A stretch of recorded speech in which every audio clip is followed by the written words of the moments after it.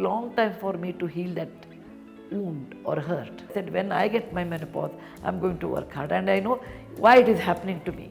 I should accept my skin will wrinkle. I should accept sometimes there is a butterflies come here. Dr. Kulkarni's daughter has cut her hair, bobbed her hair. My God.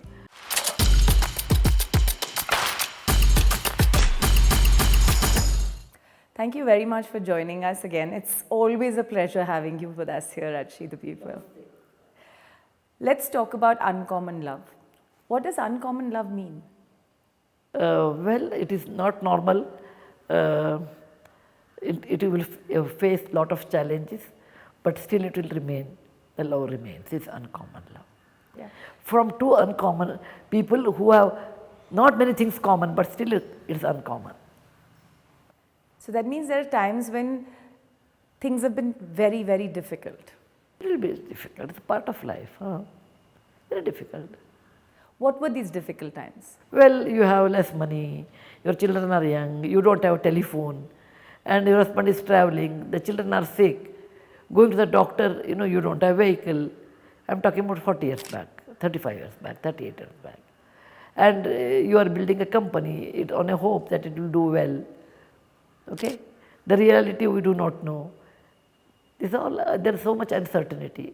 This are the challenges. Many times in journeys of uncommon love, one has to hold back. What were those moments like when you had to hold back? I have a simple principle. Whenever there is crisis, now there are many ways to solve the crisis. One is blame somebody. This all happened because of you. Second one is blame Nasib, karma and or somebody whom you have not seen. Third one is, I wish it could have not happened, regretting, I wish I could have not have started. Third. Fourth one is, now look, there is a problem, there is a crisis. What is the solution? With our limited means, resources in this set of circumstances. Whether you like it or not, you have to accept it and go ahead. And I always followed that. In any crisis, I said, look, I will not blame, I will not say karma, I will not put a blame on anybody. Now this situation has happened. Now how can I get out of it? I will face it. What is the best solution? With our limited resources. Yeah. It could be at home, it could be at work, it could be the colleagues, it could be with the children, many things will happen. For example, whenever there is a simple disagreement or a fight, okay, between the couple, I always hold back my emotion and tie it on my tongue. I will never get upset. Though I know it is wrong what someone is talking, it may be wrong, but still I said no. If two people are angry, the results are disastrous. Hold back your emotion, then that person will cool down. That time you can tell your opinion. That requires patience. Because in any fight, both parties have ego and they clash. So you hold back your ego, your emotion, your representation, what you want to give. When the other person is cooled down and is normal, then you talk. But do you think that you had to hold back most of the time? Yeah. Actually, Were you okay with that? In the sense I say, okay, if I am not holding back, what will happen? What will happen? That results will be worse. So hold back. But internalizing can hurt. No, it is not like this. It is not me versus you. It is the situation versus we. That is the way I look at it. Whether he gets upset or I get upset and both get upset, how will I improve the situation? Yeah. It is not you against me or me against you. It is we against the situation. Tell me, in your journey of uncommon love, there's a very big success story, right? Which is the story of this company. Yeah, but how many years? What time? How much it cost? Yes, all of that. And therefore my question is, what if the company had failed, right? Would it have put pressure on that love? I don't think so, because I only told Murthy many times, the company initially did not do well or okay kind. So I used to tell Murthy, why do you worry about company? Worst situation, let's assume it is not successful. What will happen? You will not have a job. But you have a degree. I have a degree. We can take up a job somewhere. Okay, and I sold all of my ornaments and built the house. So we have 2-bedroom house. That is more than enough. So why I have to worry? I never imagined this kind of success or money or fame, but basically I believed that he is working very hard. I will support. If it is okay, it is okay. If it is not okay, still we can lead a normal life because our expectation with money was minimum.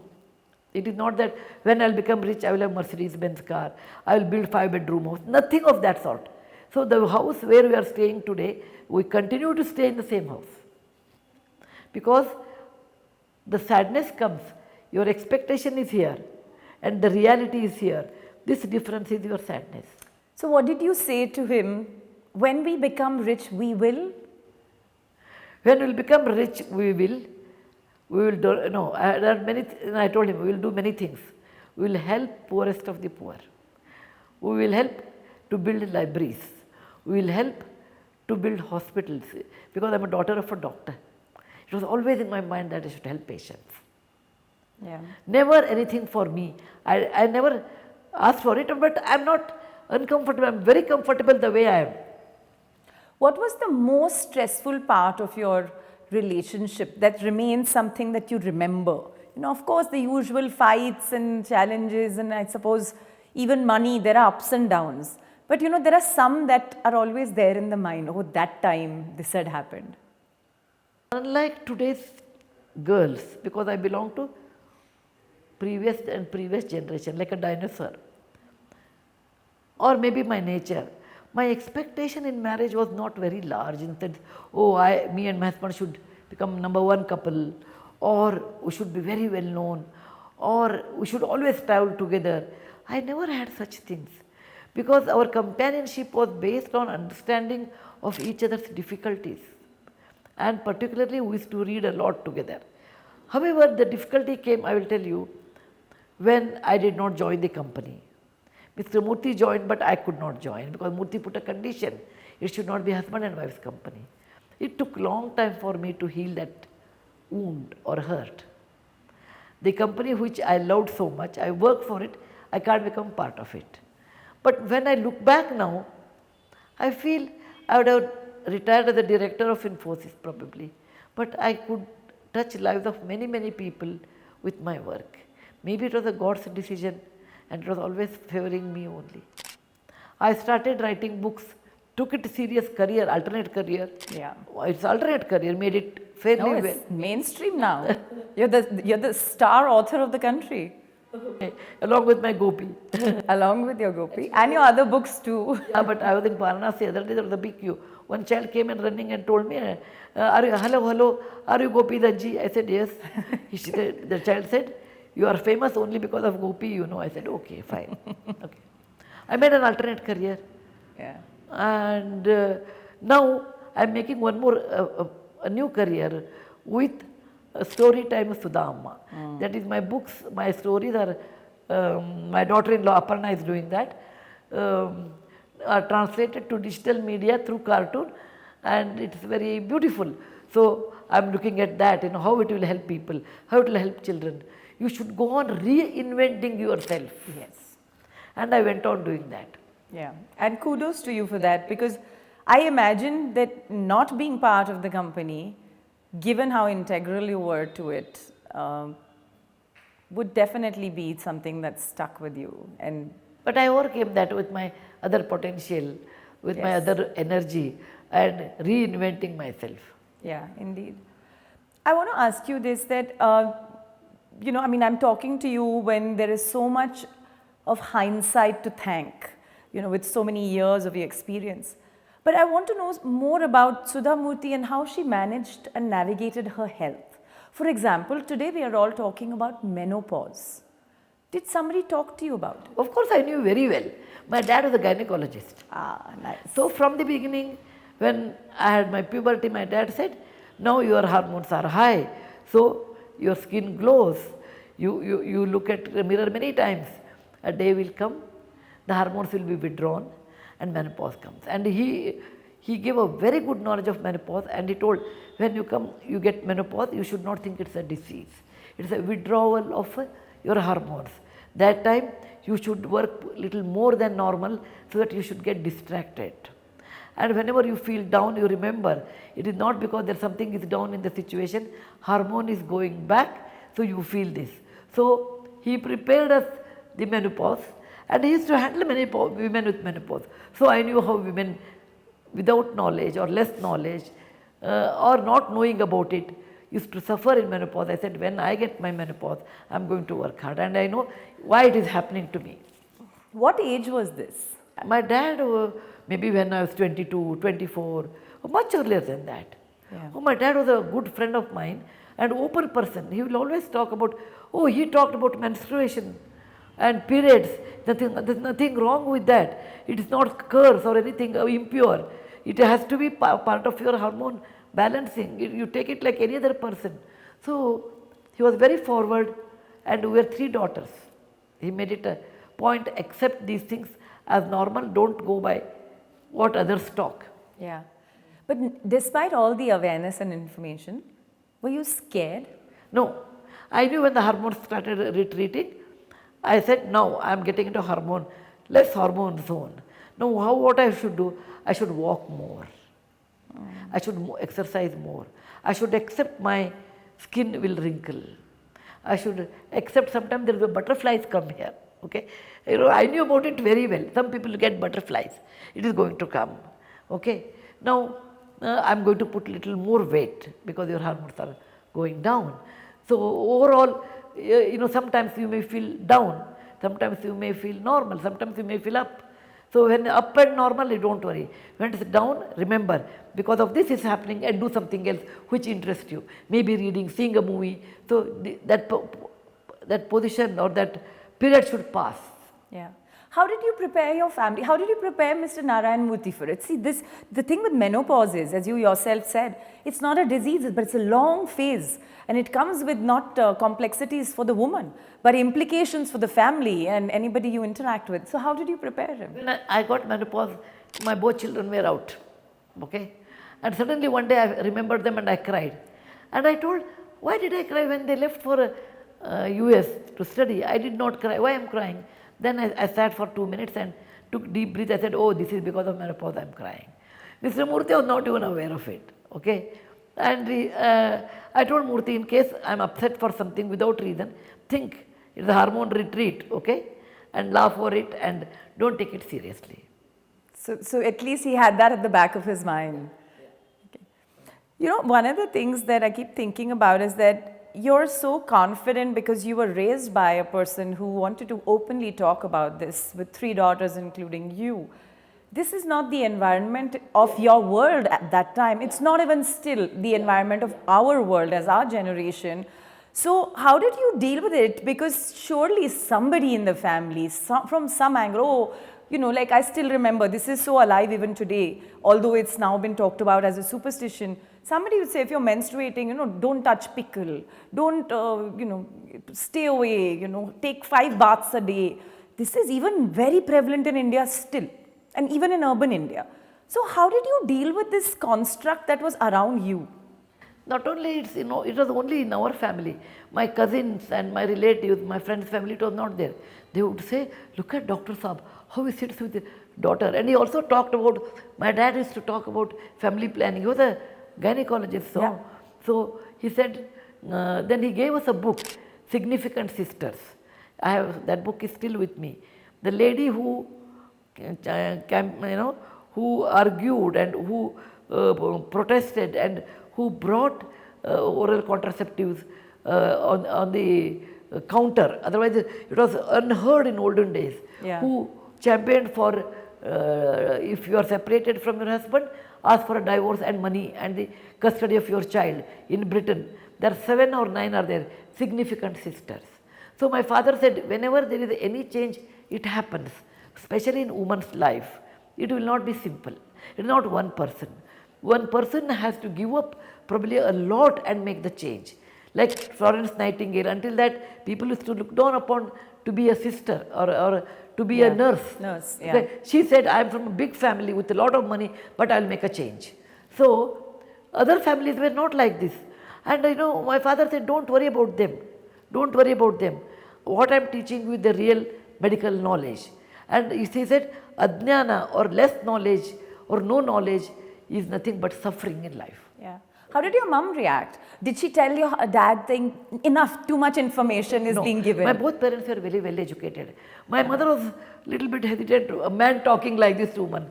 But my father said, I talk to my patients, I talk to my students, he was the professor, you know, I talk to my daughters. Okay? And then my mother also started talking to us. So it was something unusual in our family, but I request all the sisters of today's era, in many hospitals I have told them, please open a cell, menopause counseling cell. Yeah. So many psychiatrist friends I have told them, when someone comes, menopause, please explain to them. And there are a lot of materials available today on the internet, on Google, on books, many things they are available. My sister wrote 4 or 5 books actually, one on menopause, one on breastfeeding, one on puberty. She is also a gynecologist. So there are many books are available. It is talked, radio, on television and on Google. So kindly use that knowledge. Yeah. And you know, it will help you a lot. It will not remove your suffering 100%, but it makes you aware. Yes. Then you are not worried. Oh, sometimes people feel this will be permanently. No, it is not permanent. It is also passing phase, but long time. Yeah, it's a long time. Take multivitamin tablets, go for a walk, go to gym, okay. Do many things, many physical activities so that endorphin will release so that it can balance. Yeah, I love that. So I was going to ask you that. Do you work out and do you do weights? No, I don't do weights. I go for a walk. I love walking, okay. An hour, hour and a half, depending on the season. I walk. I don't mind to walk, walk 3 hours. I don't mind it. So, you said menopause counseling is a good idea for hospitals to look at and various other ways to look at, even on the internet. I want to ask you, Ms. Murty, did you ever take therapy or counseling? HRT? No, not HRT. I like you're one step ahead of me. No, mental health therapy, counseling to get past any of this. No, I didn't take because I was aware of it. I could handle it. Suppose I was not able to handle, then maybe I would have gone to my sister first, who is a gynecologist. Or if sometimes I may feel asking your own people, you may feel uncomfortable, then go to the neutral person, psychiatrist. I have many psychiatrist friends because I work in very area of psychiatry a lot. Yeah. I have many contacts. But in my case I could control without tablet, without counseling, only by workout, in the sense walk, talk, travel, and my schedules were very busy. Yeah. So it did not allow me to sit and okay, what happened? No. Yeah. No. And HRT? I didn't take HRT. Okay. I didn't take HRT. Okay. My dad was against that, in those days. Some people say it is very good therapy, but I didn't take HRT. I said I rather manage naturally. Yeah. 2 more questions around health. So one is, weight. When we think of women's health in India, the spectrum is weight loss, pregnancy. Good news, oh my God, how do I lose weight? There are just no other things people think of. Were you ever conscious of your weight? No, I was not conscious. Though I am on a little healthier side, no. But I am conscious of food. Okay? Oh, I'm fat, I should become thin. No. I said, as long as I am active, as long as I don't eat fatty foods, oily foods, as long as I can manage everything myself, I was not worried. Because by nature I put on weight. I said, when I laugh, I put on weight. Or when I drink water, it becomes ghee in my body. Okay? So I laugh for that. But I don't fry anything at home. I don't remember I have made any puri in my lifetime. No puris. Wow. And I do eat puri once in a while when you go for a wedding, somebody's wedding, but not at home.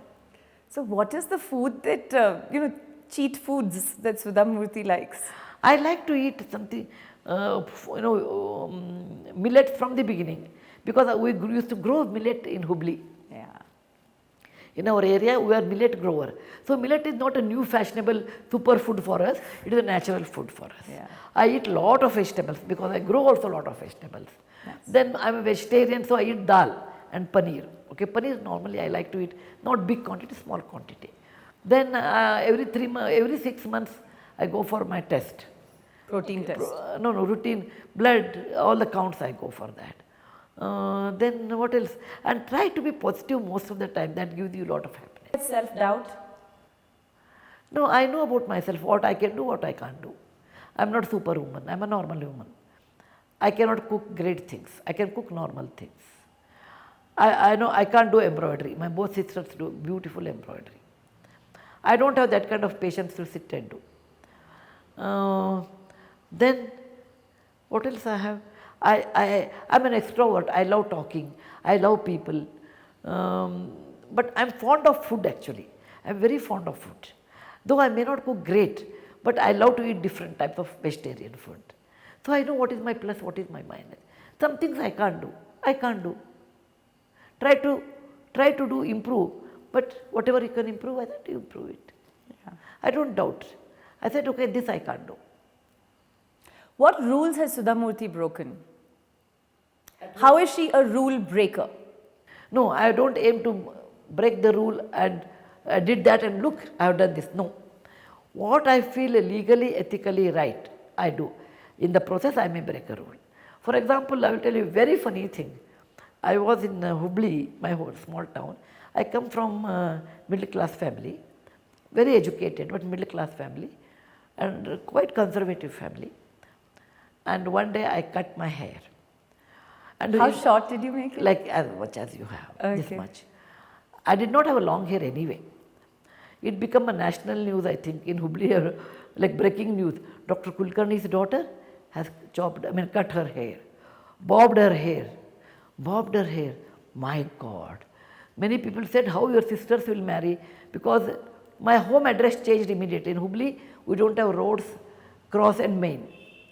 So if you want to know my house address, Dr. Kulkarni's house in my area, they will show. So they said, Dr. Kulkarni's house, yeah, that second girl who bobbed her hair, her house, no, third from here. It became my home address. And my cousins, my aunts, and were worried, who will marry your sisters? Because you will be the bobbed hair girl sisters, which is not, and it's not considered great. I told her, no, have I chopped my sister's hair? No. Have I chopped anybody's hair? No. I am a person, I want to cut my hair. That's all. If somebody doesn't want to marry my sisters, both elder and younger, because sisters have bobbed her hair, that means they are not worthy grooms for my sisters only. So as long as legally, ethically right, you know, yeah. I said I will do that. Okay. It's a fabulous story. It is a fabulous story. This is my advice. Being a teacher, I always give the advice, okay? Even though you don't ask. Women, please keep an eye on your health. Most women always worried about husband's health, children's health, grandchildren's health. Eat at the end of the day, or let husband eat, let children eat, then I will eat. By the time, you know, if the food is very good, they all would have finished, you may end up with roti and little bit of sabji or rice and sabji. So it is always your priority will be the last. You make that way. Nobody has said, but you make that way and eat very little. If you are economically, today there is nobody who can starve out, you know, there is no food. So when you cook, maybe you cook a little bit more. Keep your food aside first and then serve everybody. Because if you fall sick, the whole house will collapse. You did that? Well, I don't cook much, but when I used to feed the baby, I used to eat first. I used to say 3 times a day I will eat and then feed the baby. Because I said I should be strong, no? After feeding the baby I have to eat, I may be tired, so let me eat first. Okay? If the woman's health is good, then the family will be stable. Eat well, properly. Second thing, eat correct things. Not gulab jamun. Once in a while you eat one. But don't cook sweets, which I did, you know, every day. Make it 4 times in a year. I used to make 4 times in a year sweets. One is Yugadi, which is the Kannada New Year. One is Deepavali. One is Dasara. And one is Ganesh Chaturthi. 4. Sometimes 5, if it is a Adhik Mas or if it is your birthday or something. Don't cook sweet every day. Then you never look forward for that. Cook healthy food. Lot of vegetables, yogurt, okay, and if possible unpolished rice. Lot more dal, okay. Make healthy, nutritious food. Eat that and eat at right time. not at 4 o'clock in the afternoon and all. Eat at the right time and do some exercise, whichever you like, whichever is permissible for you. Okay? Keep your health in a good condition so that you can help others in your family. Yeah. Thank you, Dhanyavad and Jai Hind.